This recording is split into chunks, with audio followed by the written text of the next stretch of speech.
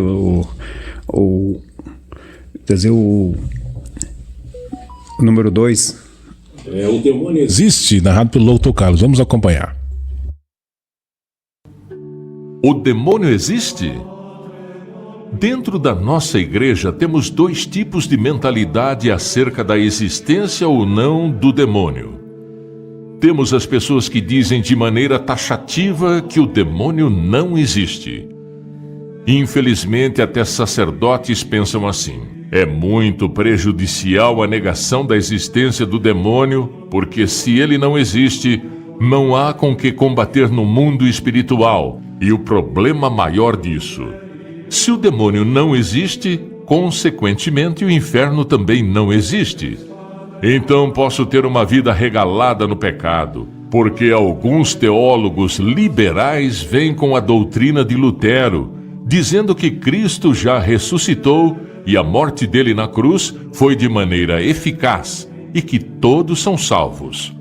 Não é isso que a Igreja Católica ensina. Há uma diferença entre redenção oferecida e redenção aproveitada. Cristo morreu na cruz, mas nos deixou uma pegada para seguir. E qual foi? Ele mesmo diz em São João 14:6: Eu sou o caminho, a verdade e a vida. Então, se temos um caminho para seguir, é Ele, Jesus, o caminho que devemos seguir, a verdade que devemos crer e a vida de Jesus para nós. Gálatas 5:1. Cristo morreu para que nós fôssemos libertados. Então a vida que Cristo escolheu para nós é a que diz também São Paulo em Colossenses 3:1. Buscai as coisas do alto. Não é a vida da cachaça, a vida do adultério, a vida da mentira, da raiva, do ódio, do ressentimento, da falta de perdão, insensatez, da leviandade. Não é essa a vida que Cristo quer para cada um de nós. Então, quando se nega a existência do demônio, é um problema. E isso está dentro das escolas de teologia. No livro de célebres teólogos, essas pessoas estão confrontando a palavra de Deus. O diabo, vosso adversário, anda ao redor de vós como um leão procurando a quem devorar. 1 Pedro 5:8. Resiste ao demônio, e ele fugirá para longe de vós. São Tiago 4:7. Ide pelo mundo e pregai o evangelho a toda criatura. Quem crer será salvo, mas quem não crer será condenado. São Marcos 16:15. Esses milagres acompanharão os que creem. Colocarão as mãos nos enfermos e eles serão curados. Expulsarão os demônios em meu nome. As pessoas dizem: o demônio é a fome, a injustiça, a maldade do coração humano. Nós precisamos nos amparar onde? No magistério da Igreja Católica. São João Paulo II disse: Satanás é um ser perverso e pervertedor. O Papa não diz que ele é a fome. Ele não diz que é a maldade humana. Ele é um ser espiritual. Padre Pio diz que a queda dos demônios foi tão terrível que, se pudessem, os demônios se juntariam e tampariam o sol. Papa Paulo VI: quem nega a existência do demônio sai do âmbito eclesial. Isso é perigosíssimo, porque nós temos um inimigo e temos que conhecê-lo muito bem para saber como ele age, para podermos nos proteger. A nossa luta não é contra homens de carne e sangue. O nosso inimigo é invisível e extremamente inteligente. São Tomás de Aquino disse: o menor anjo da corte celeste é mais inteligente que todos os homens que pisaram na face da terra, desde Adão e Eva até o último. E Satanás era um anjo de luz extremamente inteligente. Então, nós estamos lidando com um ser perverso, inteligente, e que a única coisa que ele quer fazer é o que está em São João 10:10. roubar, matar e destruir. Ele quer nos levar ao pecado para que, depois, nós nos tornemos escravos deste mesmo pecado, para, no final, levar a nossa alma para o inferno. Aquele que se entrega ao pecado torna-se seu escravo.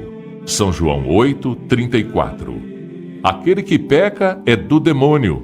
1 São João 3:8. Então, ele existe, e a atividade dele mais ordinária é a tentação para nos levar ao pecado, à escravidão e, consequentemente, à condenação eterna. Nosso Senhor vai para o deserto e fica 40 dias jejuando e rezando.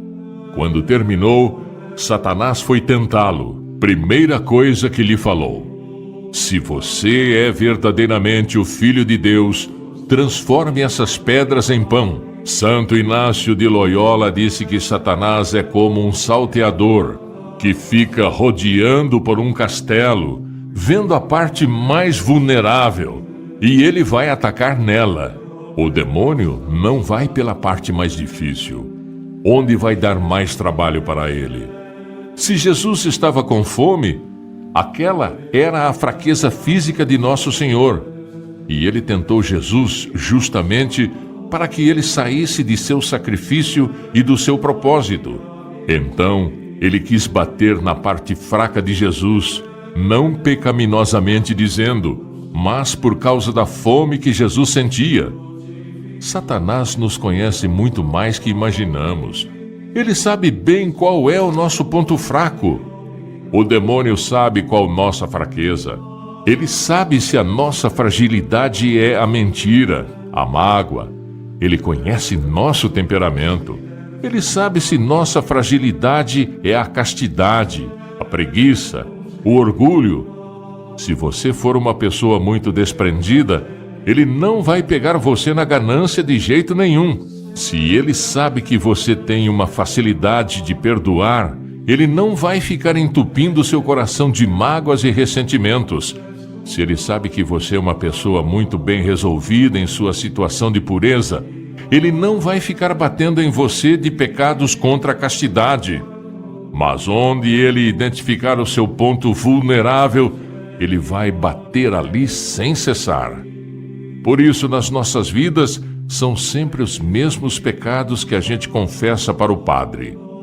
O padre vê a gente chegando, já sabe o que vamos falar, porque o demônio nos conhece. Com essa vida agitada, com internet a todo momento, Facebook, WhatsApp, Instagram, YouTube, a gente ficou refém.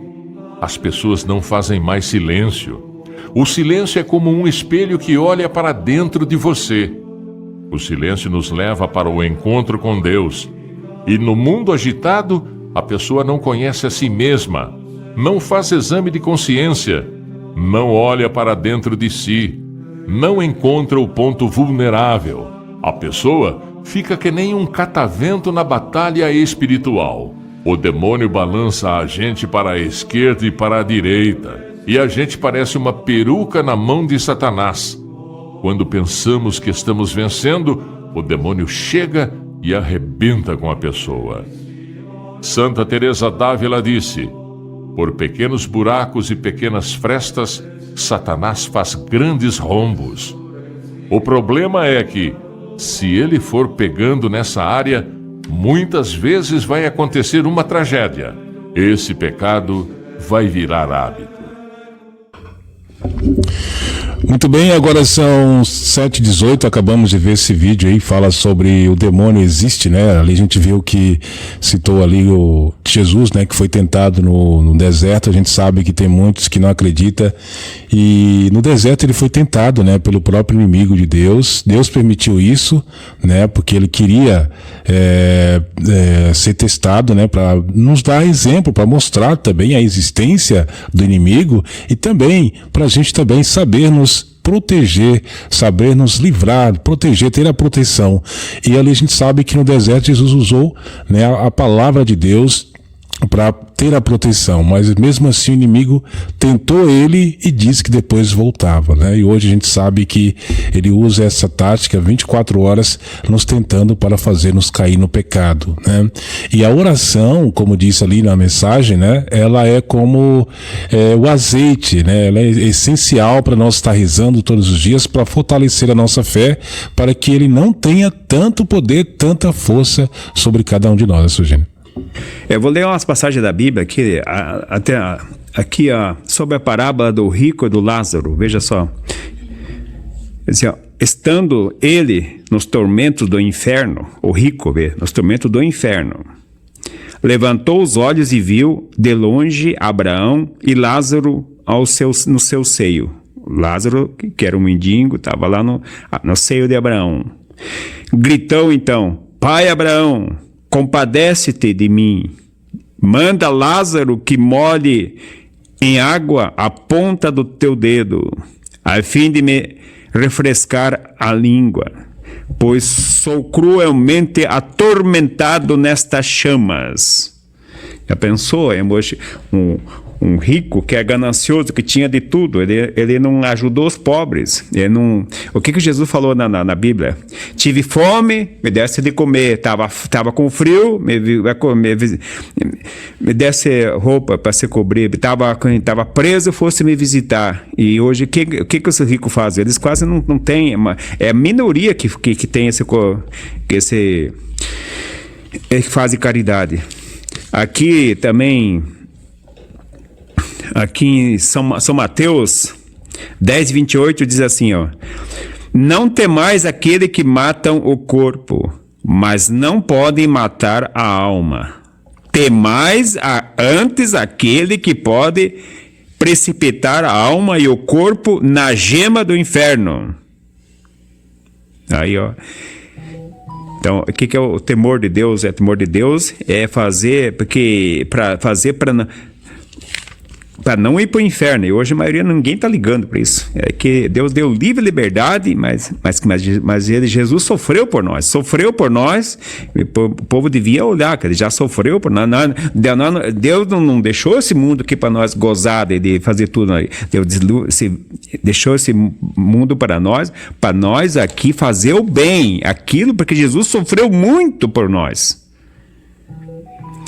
Aqui em São Mateus 5, diz assim: se teu olho direito é para ti causa de queda, arranca-o, lança-o longe de ti, porque é preferível perder um só dos teus membros do que o teu corpo todo seja lançado na gema do inferno. Então, olha, o que essas mulheres hoje estão fazendo hoje? Com essas roupas escandalosas. Eles estão provocando os homens, cara. Olha aqui, se teu olho direito é para ti causa de queda, arranca-o. O homem que vai ver uma mulher com pouca roupa, mostrando tudo, o homem não vai olhar. Então, se teu olho direito foi para ti causa de queda, arranca-o, lança-te longe de ti, porque é preferível perder um só dos teus membros do que o teu corpo todo ir lançado no inferno. Então veja quanto pecado que essas mulheres, as moças que estão fazendo hoje com essas roupas apertadas que estão usando por aí. Como que elas vão? Essa é a maior armadilha do demônio. Aqui em São Lucas, na tentação do deserto, aqui o demônio deixou dito, né? Depois de tentar Jesus, ele falou, o demônio depois levou ainda Jesus ao ponto mais alto do templo, disse-lhes: se és o filho de Deus, lança-te abaixo, porque está escrito, ordenou aos seus anjos. Aqui no finalzinho diz assim, depois de tê-lo assim tentado de todos os modos, o demônio apartou-se dele até outra ocasião. Quer dizer, deixou dito que ia voltar.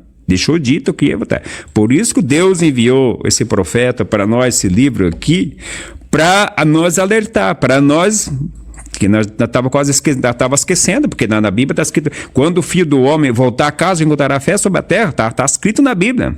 E se Deus, no fundo, Deus sempre, ele fala na mensagem, sempre quando ele vai castigar o mundo, vai reformar o mundo, ele sempre envia um mensageiro para avisar, alertar. Ele nunca vai pegar de surpresa ninguém. Ele sempre manda um mensageiro para avisar. Nós sabemos o que aconteceu na cidade de Sodoma e Gomorra, na Arca de Noé. E hoje a maioria vai pegar milhões de surpresa hoje, né, Rony? Verdade.